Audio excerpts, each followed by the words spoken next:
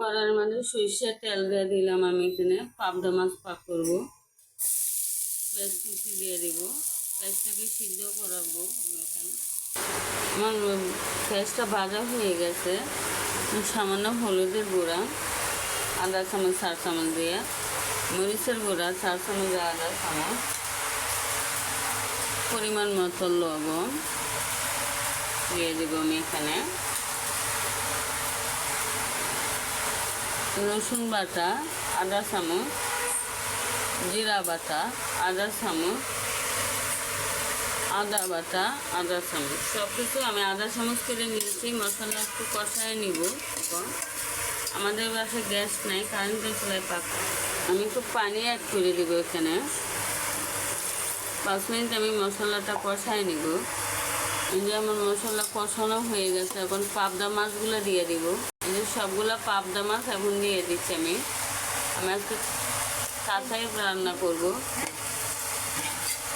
দেখেন, এই যে দেখেন আমার পাবদা মাছগুলো সবগুলো আমি দিয়ে দিয়েছি। পাবদা মাছের সাথে কয়টা ডিম আসলো, তাই ডিমটাও দিয়ে দিয়েছি আমি এখানে। আর আমি ঢাকনা দিয়ে আরও 5 মিনিট কষায় নেব, পানি অ্যাড করবো না। এই যে দেখেন আমার মাছটা কষানো হয়ে গেছে। আমি এখন পানি অ্যাড করে দিব।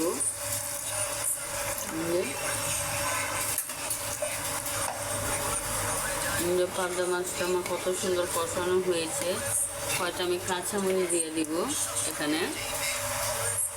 10 মিনিট ঢাকনা দিয়ে আবার দেখে দিব আমি।